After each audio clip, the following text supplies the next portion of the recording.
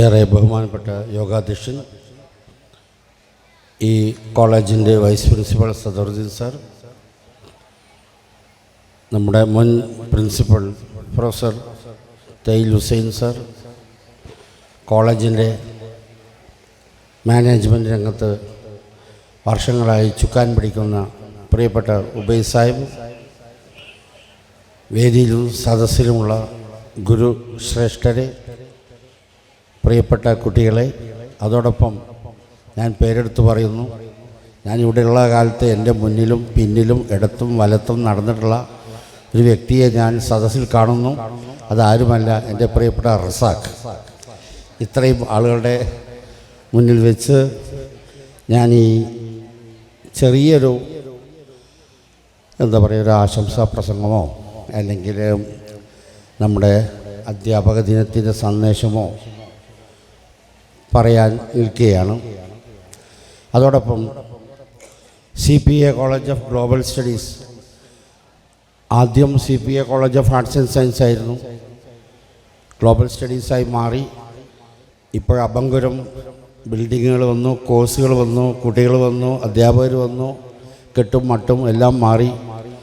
ഇതിനൊക്കെ full time ചുക്കാൻ പിടിക്കുന്ന ഒരു വ്യക്തിയാണ് CP അബ്ദുറഹിമാൻ ഹാജി സാഹിബ്. അദ്ദേഹത്തിന് ജീവിതകാലത്ത് ആയുരാരോഗ്യങ്ങൾ പടച്ച തമ്പുരാൻ നൽകുമാറട്ടെ എന്ന പ്രാർത്ഥനയോടുകൂടിയാണ് ഞാൻ എൻ്റെ ഈ എളിയ വാക്കുകൾ ആരംഭിക്കുന്നത്. ഞാൻ വളരെ ഇഷ്ടപ്പെട്ട ഒരു വ്യക്തിത്വമായിരുന്നു. ഒരു പ്രീ എഡ്യൂക്കേറ്റഡ് തലത്തിൽ നിന്നും ഇത്രയും ഹൈടെക് സ്ഥാപനം ഉയർത്തിക്കൊണ്ടുവരാൻ വേണ്ടിയുള്ള അദ്ദേഹത്തിൻ്റെ കാഴ്ചപ്പാടുകൾ പറഞ്ഞ് അറിയിക്കേണ്ടതിനായിരുന്നു. അങ്ങനെയാണ് ഈ കലാലയം ഇവിടെ ഇത്രയും ഭംഗി കൂടിയ ഈ പ്രദേശത്ത് നിൽക്കുന്നത്. അത് ഞാൻ പറയാനുള്ള കാരണം, ഞാൻ പല സെൽഫ് ഫിനാൻസിങ് കോളേജുമായിട്ട് പല നിലക്കും ബന്ധപ്പെട്ടിട്ടുണ്ട്. അധികവും ടൗണുമായിട്ട് ബന്ധപ്പെട്ടിട്ടോ ഒന്നുകിൽ അല്ലെങ്കിൽ മൊട്ടക്കുന്നിൻ്റെ മുകളിലോ വെള്ളം കിട്ടൂല, യാത്രാ സൗകര്യം ഉണ്ടാവില്ല. ഇത് രണ്ടുമല്ലാത്ത, അതേ സമയത്ത് രണ്ടിൻ്റെയും സൗകര്യങ്ങൾ കിട്ടുന്ന ഒരു പ്രദേശമാണ് നിങ്ങളുടെ ഈ ക്യാമ്പസ് നിൽക്കുന്ന സ്ഥലം. അതുകൊണ്ട് നിങ്ങൾ ഭാഗ്യവാന്മാരാണ്. കൂട്ടത്തിൽ പറയട്ടെ, ഞാനിവിടെ നിൽക്കുമ്പോൾ പലതരം ഗൃഹാതുരത്വങ്ങളാണ് വരുന്നത്. പലതരം എന്ന് തന്നെ ഞാൻ പറയട്ടെ.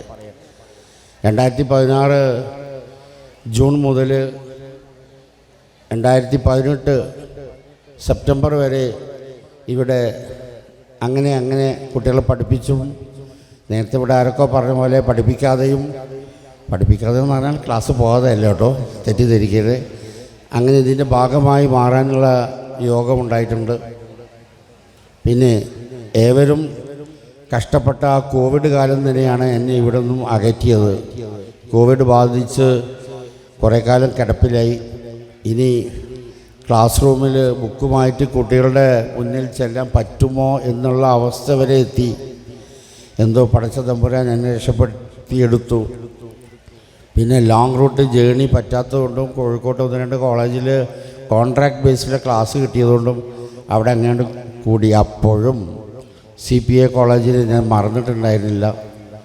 ഇവിടെ 2016 ഞാൻ വരുമ്പോൾ ബോട്ടണി BSc ആണ് ഉണ്ടായിരുന്നത്.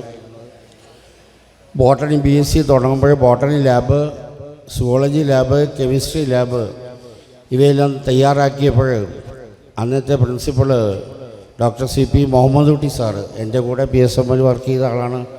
നമ്മളൊന്ന് സുവോളജി ഡിഗ്രിക്ക് അപ്ലൈ ചെയ്ത് നോക്കുക, കിട്ടിയെങ്കിൽ കിട്ടിയത്. ഞാൻ പറഞ്ഞു കിട്ടും, കാരണം യൂണിവേഴ്സിറ്റിയുടെ ബോർഡ് ഓഫ് സ്റ്റഡീസിൽ ഞാൻ ആ കാലത്ത് മെമ്പറാണ്.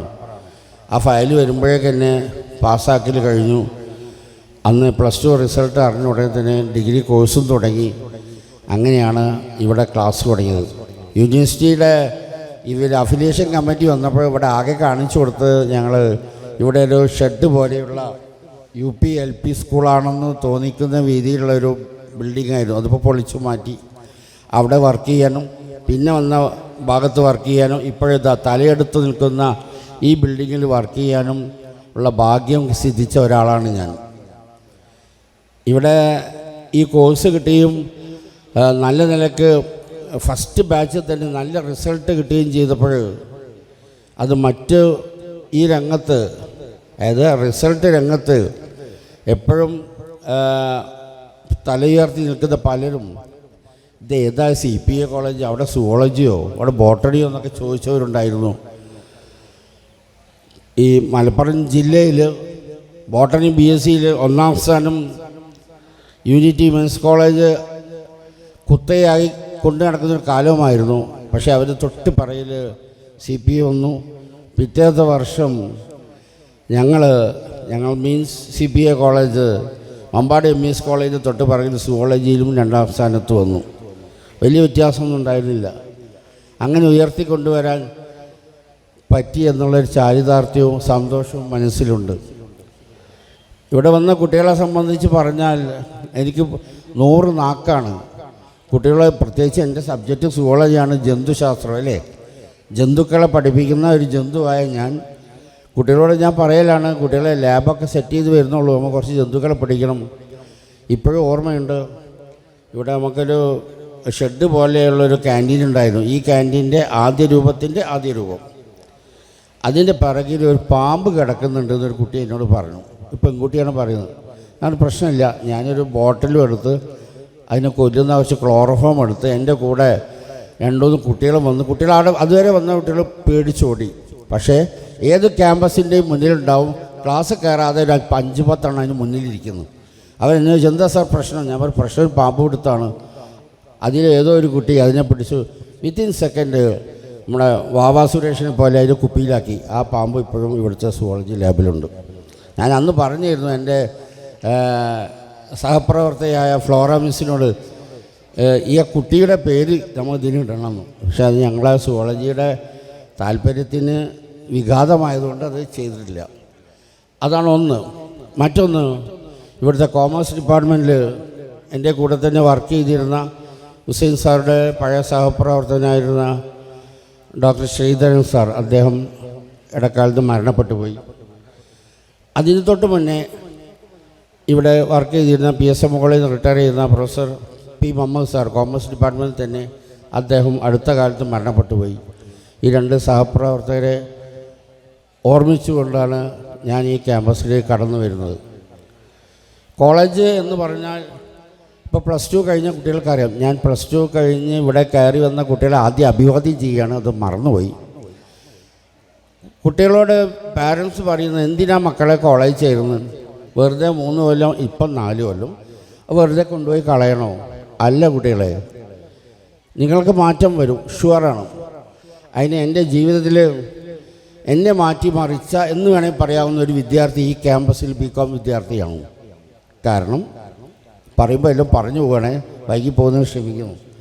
അവൻ്റെ സ്ഥിരം ഏർപ്പാട്, നമ്മൾ ഈ വളവ് ഗേറ്റ് കഴിഞ്ഞ് ആ മൂലക്കൽ അവിടെ ആ കെട്ടുമേൽ 4-5 കുട്ടികളായിട്ട് ഇരിക്കലാണ്. ക്ലാസ് പോകുന്ന പരിപാടിയൊന്നുമില്ല. എനിക്ക് ഞാൻ ഹുസൈൻ സാറോട് പറഞ്ഞു, സാറേ ആ BComൽ ഒരു ഗ്യാങ് കുട്ടികൾ അവിടെ ഇരിക്കേണ്ട, ഒരു ക്ലാസ്സിലേ പോകണില്ലല്ലോ. അത് ഇവൻ അവിടെ ഇരുന്നു, മറ്റുള്ളവരൊക്കെ ക്ലാസ് പോയി. അവൻ്റെ ഏർപ്പാട് ക്ലാസ് കട്ട് ചെയ്യാമെന്ന് മാത്രമല്ല, എല്ലാവിധ വികൃസത്തുകളും, വികൃസത്ത് പറഞ്ഞാൽ ക്യാമ്പസ് നിഘണ്ടുവിലുള്ളതാണ്, ഇവിടുത്തെ കുട്ടികൾക്കുണ്ടോ അറിയില്ല, ഓരോ വിവരക്കേട് ചെയ്യുന്നതിനാണ് വികൃസത്ത് എന്ന് പറയാം. അതൊപ്പിക്കലാണ്. പക്ഷേ എന്നെ വലിയ കാര്യമായിരുന്നു, എന്താണെന്ന് അറിയില്ല. അവന് നല്ലൊരു നാടക നടനായിരുന്നു. അതാണ് ഞാൻ നമ്മളെ ബന്ധം. അവനെങ്ങനെ തട്ടിമുട്ടി പാസ്സായി. ഞാൻ ആദ്യം പറഞ്ഞു, നീ പാസ്സാവില്ല കേട്ടോ. ഈ കോളേജിലുള്ള സകല ഏത് പാർട്ടി സമരം ചെയ്താലും അവനാ മുന്നിലുണ്ടാവുക. അവന് പ്രത്യേകിച്ച് പാർട്ടിയില്ല. അവനിപ്പോഴും കോഴിക്കോട്ട് ഒരു പ്രശസ്തമായ അക്കൗണ്ടൻസ് കമ്പനിയിൽ ചീഫ് അക്കൗണ്ടൻ്റായി വർക്ക് ചെയ്യുന്നു. ഞാൻ മനസ്സിലായില്ല. അവന് വണ്ടി നിർത്തി എൻ്റെ അടുത്ത് നിന്ന്, ബഷീർ സാർ ഓർമ്മയുണ്ടോ? ആ മുഖത്ത് നോക്കി ഞാൻ ചോദിച്ചു, പോക്കിരി രാജ അല്ലേ എന്ന്. അവന് ക്യാമ്പസിൽ അറിയപ്പെടുന്ന പേരതാണ്. ആ പോക്കിരി രാജ ഇപ്പോഴും വലിയൊരു കുട്ടിയായിട്ടുള്ള സന്തോഷമാണ് ഞാൻ ഇവിടെ വരുമ്പോൾ ആദ്യത്തെ നൊസ്റ്റാൾജിക് ഫീലിംഗ്. രണ്ടാമത് ക്യാമ്പസ് എന്ന് പറഞ്ഞാൽ പലതിൻ്റെയും സമ്മിശ്ര വികാരമാണ്. പുതിയ കുട്ടികളൊന്ന് മനസ്സിലാക്കിയെടുക്കുക. ഇവിടെ കുശുമ്പുണ്ട്, പരദൂഷണുണ്ട്, പാരവെക്കലുണ്ട്, സർവ്വപരി പ്രണയവുമുണ്ട്, പഠിക്കുക എന്നുള്ള ഏർപ്പാടുമുണ്ട്, പരീക്ഷ എഴുതുക, ഇൻറ്റേർണൽ എക്സ്റ്റേണൽ അല്ലേ, പിന്നെ സെമിനാർ, അസൈൻമെൻറ്റ് തുടങ്ങിയ സകല ഏടാകൂടങ്ങളും ഉണ്ട്. ഇതൊക്കെ കഴിയുമ്പോഴാണ് നിങ്ങൾ ഒരു യഥാർത്ഥ വിദ്യാർത്ഥിയായിട്ട് ക്യാമ്പസിൽ നിന്ന് പുറത്തു വരിക. ഞാൻ സുവോളജി അധ്യാപകനായതുകൊണ്ട് ഞാൻ പറയട്ടെ, കാലിക്കറ്റ് യൂണിവേഴ്സിറ്റിയുടെ ബോർഡ് ഓഫ് സ്റ്റഡീസിൻ്റെ കീഴിൽ ഒരു പ്രോഗ്രാമുണ്ട്. അതെന്താണെന്ന് വെച്ചാൽ, സുവോളജി പഠിച്ചിട്ട് എന്താ ഇവിടെ ഇരിക്കുന്ന സുവോളജി കുട്ടികളുണ്ടെങ്കിൽ ഞാൻ വെരി സോറി, ഒരു കാര്യമില്ല അതിന് ചേരണ്ട. പക്ഷേ അത് മാറ്റിയെടുക്കാൻ വേണ്ടി ഞങ്ങൾ ബോർഡ് ഓഫ് സ്റ്റഡീസ് ഒരു തീരുമാനം എടുക്കുകയും ഇതിൻ്റെ കരിയർ ഓപ്പർച്യൂണിറ്റീസും പ്ലേസ്മെൻറ്റും വെച്ചിട്ടുള്ള ഒരു 2.5 മണിക്കൂറിൻ്റെ പ്രോഗ്രാം എല്ലാ കോളേജുകളിലും ഞാൻ ഇവിടെയും നടത്താറുണ്ട്. ഞാനും ദേവരി കോളേജിൽ നിന്ന് റിട്ടയർ ചെയ്ത എന്നെ പോലെ സാറുമാണ് ഇതിന് മുന്നിലുള്ളത്. അത് കേൾക്കുമ്പോഴാണ് കുട്ടികൾ മനസ്സിലാക്കുന്നത് നമ്മൾ സംഭവമാണ് കേട്ടോ എന്നുള്ള ആ വിവരം. അങ്ങനെ സംഭവമായി വന്ന ആളാണ് ബാക്കിലിരിക്കുന്ന എൻ്റെ പ്രിയപ്പെട്ട വിദ്യാർത്ഥിനി, നിങ്ങളുടെ അതിലും പ്രിയപ്പെട്ട സജ്ജന സാർ. ഏതായാലും സജ്ജന ഇരിക്കുന്ന ഒരു വേദിയിൽ നിൽക്കാൻ പറ്റിയതിൽ എനിക്ക് വലിയ സന്തോഷമുണ്ട്. ഇങ്ങനെയൊക്കെ ആവണം, ഇതാണ് നമുക്ക് വേണ്ടത്. ഇപ്പോൾ പോലീസുകാരുടെ കാലമാണല്ലേ, ഞാൻ രാഷ്ട്രീയം പറയില്ല. 2 ആഴ്ച മുന്നേ എൻ്റെ മകന് സീറ്റ് ബെൽറ്റ് ഇല്ലായിട്ട് പോലീസ് പിടിച്ചു. അവനാകെ പോലീസൊക്കെ തപ്പി ഏറിയൊരു 1000 റുപ്യേൻ്റെ അടുത്ത് ഉണ്ടാക്കി കൊടുക്കേണ്ടി വരും. അവൻ്റെ വർക്ക് ചെയ്യുന്ന കമ്പനിയുടെ ID ടാഗ് കാണിച്ചു കൊടുത്തപ്പോൾ എൻ്റെ പേര് അതിലുണ്ട്, സൺ ഓഫ് ആൾ. ആ പോലീസുകാരൻ പറയാം പൊയ്ക്കോന്ന്. അന്ത സാറ് അടയ്ക്കേണ്ട, ഈ ബഷീർ അഹമ്മദ് സാറുടെ സ്റ്റുഡൻ്റാണ് ഞാനും. ബൈപ്പാസിൽ വെച്ചിട്ട് രാമനാട്ടരെയൊന്നും പിടിക്കപ്പെട്ടപ്പോൾ അപ്പോൾ പറഞ്ഞല്ല അടയ്ക്കേണ്ടത് ഞാൻ അടച്ചോളാം, ഫാദറിൻ്റെ പേരിൽ എനിക്ക് അങ്ങനെ കൺസെഷൻ വേണ്ട. അപ്പോൾ അതൊന്നും പറ്റില്ല, ഞാൻ പോലീസാവും കാരണം ആ സാറാണ്. അതിനുള്ള കാരണം PSMO കോളേജിൽ നിന്ന് നിരന്തരം എന്നെ പുറത്താക്കി, NSS ക്യാമ്പിൽ നിന്ന് പോലും പുറത്താക്കിയ ആളാണ്. അന്ന് ഞാൻ തുടങ്ങി ഇത് നന്നാവണം, ആ നന്നാവലാണ് ഞാൻ ഇപ്പോൾ ഇതിലായത്. അങ്ങനെയുള്ള കുറേ സംഗതികൾ.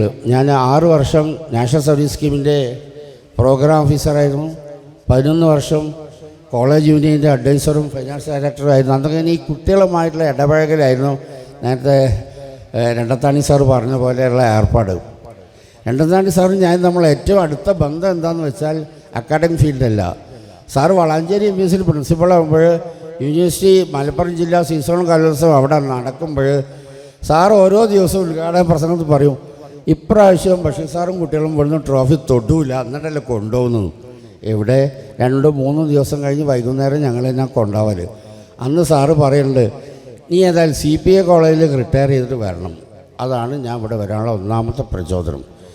എന്നിട്ട് എൻ്റെ അടുത്ത ഗൃഹാതുരത്വ സ്മരണ എന്താണെന്ന് വെച്ചാൽ, 11 വർഷം PSMOന് ഞാൻ ചാമ്പ്യൻഷിപ്പ് മലപ്പുറം ജില്ലയിലും 3 വർഷം ഇൻ്റർ സോണിൽ 3ാം സ്ഥാനവും നേടിയ ഞാൻ ഇവിടെ 11ാം വർഷം ഇവിടെ വരുമ്പോൾ നമ്മുടെ EMEA കോളേജിൽ വെച്ച് നടന്ന സീസൺ കലോത്സവത്തിൽ ആദ്യത്തെ 2 ദിവസം PSMO കോളേജിനെ ഓവർടേക്ക് ചെയ്ത് CPA കോളേജ് പുത്തനത്താണി മുന്നിൽ വന്നു. ഇതെന്താ മായാജാലം എന്ന് ആർക്കും പിടികിട്ടുന്നില്ല. ദുബായിലുള്ള ഓൾഡ് സ്റ്റുഡൻസിൻ്റെ കമ്മിറ്റിയാണ് ആ പ്രോഗ്രാമിനുള്ള ചെലവ് സ്പോൺസർ ചെയ്ത്. ഇതെന്താ പറ്റിയത്? അപ്പോൾ പറഞ്ഞു ബഷീർ സാറ് CPA കോളേജിൽ കൂറ് മാറിക്കുന്നു. പിന്നെ 3-4 ദിവസം കൈവിട്ടു പോയി. എന്നാലും അന്ന് നമുക്ക് നല്ലൊരു പൊസിഷനിൽ എത്താൻ പറ്റിയിട്ടുണ്ട്. ആ സമയത്താണ് ഹുസൈൻ സാർ ഇവിടെ ചാർജ് എടുത്തുള്ളൂ. അതുവരെ CPO മോട്ടി സാറായിരുന്നു. അന്ന് നമ്മുടെ കോളേജിന് ആരും പ്രതീക്ഷിക്കാത്തൊരു തിരുവാതിരക്കളി ടീം ഉണ്ടായിരുന്നു. ഇൻ്റർ സോണിൽ വരെ അവർ ഫസ്റ്റ് പ്രൈസ് കിട്ടി. എൻ്റെ പ്രിയപ്പെട്ട വിദ്യാർത്ഥി അനുശ്രീയുടെ ടീം, ആ കുട്ടിയുടെ പേര് വരെ ഞാൻ മറക്കില്ല, കാരണം അവളായിരുന്നു പഠിപ്പിച്ചതും ലീഡ് ചെയ്ത് പാടിയതും കളിച്ചുമൊക്കെ. അങ്ങനെയുള്ള ഓരോ ഓർമ്മകൾ. പിന്നെ സാറ് നേരത്തെ പറഞ്ഞ പോലെ ഇവിടെ സ്ഥിരം എന്താ പറയുക, ഒരു ക്യാമ്പസ് സമരം ഉണ്ടാവുന്നതാണ് എൻ്റെ വിശ്വാസം. സമരവും തല്ലുമാണ്. തല്ല് ഫറലാണെന്നാണ് ഞാൻ പലപ്പോഴും നിസാമുദ്ദീൻ സാറോട് പറയും. സമരം ഉണ്ടെന്ന് കേട്ടാൽ തല്ല് ഫറല, അത് ആരും തമ്മില്ല എന്നുള്ളത് നമുക്ക് പിന്നെ തീരുമാനിക്കാം. അപ്പോൾ സൈദ് സാറ് ഞാൻ പറയും സാറോട്, നിങ്ങൾ ആ റൂമിൽ ഇരുന്നാൽ മതി, ഞങ്ങൾക്ക് ഞങ്ങൾ ഡീൽ ചെയ്തോളാം. പക്ഷേ നല്ല കുട്ടികളായിരുന്നു. തല്ലാൻ പൊക്കിയ കൈകളൊക്കെ ഞങ്ങൾ താഴ്ത്തിച്ചിട്ടുണ്ട് അവരെ കൊണ്ട്, ഒരു കാരണവുമില്ലാതെ. അത് ക്യാമ്പസിൻ്റെ ഭാഗമായിട്ടാണ് ഞാൻ കാണുന്നത്. അതിനൊന്നും വലിയ പിന്നീട് പശ്ചാത്തപിക്കുന്ന കുട്ടികളുടെ ഭാഗത്തൊന്നും നമുക്ക് കാണാൻ പറ്റില്ല. ഞാൻ എൻ്റെ വാക്കുകൾ ഉപസംഹരിക്കുകയാണ്. ഞാൻ അധ്യാപകനായിരിക്കെ എൻ്റെ ജീവിതത്തിൽ ഉണ്ടായൊരു സംഭവം ഞാൻ എൻ്റെ കുട്ടികളോട് അയവിറക്കുകയാണ്. ഞാൻ റിട്ടയർ ചെയ്ത കൊല്ലം, അതായത് ഇവിടെ CPA കോളേജിൽ വർക്ക് ചെയ്യുന്ന കൊല്ലം, യൂണിവേഴ്സിറ്റിയുടെ സ്പെഷ്യൽ സാങ്ഷൻ അനുസരിച്ച് കോഴിക്കോട് ഒരു കോളേജിൽ യൂണിവേഴ്സിറ്റിയുടെ അഡീഷണൽ ചീഫ് എന്നുള്ള പരീക്ഷ ഡ്യൂട്ടി എടുക്കുകയും അവിടെ വെച്ചിട്ട് ക്ലാസ് റൂമിൽ വെച്ച് ഒരു ഇൻവിലേറ്ററായ ലേഡി ടീച്ചറെ ഒരു കുട്ടിയെ കോപ്പി അടി പിടിക്കുകയും ചെയ്തു. പിന്നെ അത് കേസായി, പ്രിൻസിപ്പാൾ വിട്ടില്ല. എനിക്ക് യാതൊരു നിവൃത്തി ഉണ്ടായില്ല അവനെ വിടാൻ. കാരണം തൊണ്ടി സഹിതമാണ് പിടിച്ചിട്ടുള്ളത്. അത് ഫോർവേഡ് ചെയ്തു. എനിക്കിപ്പോഴും ഓർമ്മയുണ്ട്, BA മലയാളം പഠിക്കുന്ന അതേ കോളേജിലെ കുട്ടിയാണ്, പ്രൈവറ്റ് സ്റ്റുഡൻ്റ് ഒന്നുമല്ല. അവൻ കുറേ കരഞ്ഞു പറഞ്ഞു, പക്ഷെ നിവൃത്തി. അവൻ രാത്രി എൻ്റെ വീട്ടിൽ വന്നു. ഞാൻ പറഞ്ഞു ഞാനല്ല ആള്, കുറേ ഒഴിഞ്ഞു പോകാൻ വേണ്ടി. അവൻ ഉൾപ്പെടുന്ന രാഷ്ട്രീയ പ്രസ്ഥാനത്തിൻ്റെ ആളുകൾ വന്നു. അപ്പോഴൊക്കെ യൂണിവേഴ്സിറ്റി സിൻഡിക്കേറ്റ് പേപ്പർ ഫോർവേഡ് ചെയ്തു പോയി. പിന്നീട് അവൻ പ്രതിദാനം ചെയ്ത പാർട്ടിയൊന്നും അവനെ സഹായിച്ചില്ല. അവന് ഓട്ടോറിക്ഷയുടെ ലൈസൻസ് എടുത്ത് കോഴിക്കോട് ടൗണിൽ ഓട്ടോറിക്ഷ ഓടിക്കാൻ തുടങ്ങി. എന്നെ കാണാറുണ്ട്. അത് കഴിഞ്ഞ് ഒരു പത്രം ഓഫീസിൽ പത്രക്കെട്ട് കിട്ടാക്കുന്ന കാര്യങ്ങൾ ചെയ്തു. ഞാൻ പറഞ്ഞു എൻ്റെ BA മലയാളം അത് പോയി. ഒരു പാരലൽ കോളേജുകാർ പോലും ജോലി തരുന്നില്ല. അവൻ BA മലയാളം പ്രൈവറ്റായിട്ട് 3 കൊല്ലത്തെ ഡിബാർജേഷൻ എഴുതിയെടുത്തു. B.Ed എടുത്തു.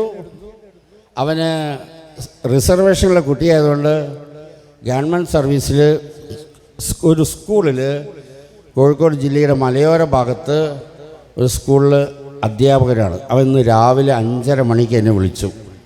എന്താ സമയത്ത് പ്രത്യേകിച്ച്, സാർ ഇന്ന് അധ്യാപക ദിനമാണ്, സാർ എൻ്റെ സ്കൂളിലേക്ക് വരണം. ഞാൻ പറഞ്ഞു ലേശം വൈകിപ്പോയി മോനെ. എന്തേ?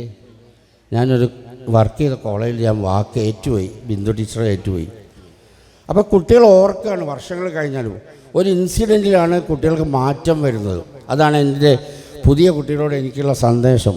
പ്രശ്നങ്ങളും ഇൻസിഡൻറ്റുകളും ധാരാളം ഉണ്ടാവും, പക്ഷേ അത് മാറ്റിമറിച്ച് മുന്നോട്ടുള്ള പ്രയാണം നിങ്ങൾ എന്നെ ഒരുക്കി കൊണ്ടുവരിക. എന്നാലേ നമ്മുടെ ജീവിത വിജയം ഉണ്ടാവുള്ളൂ.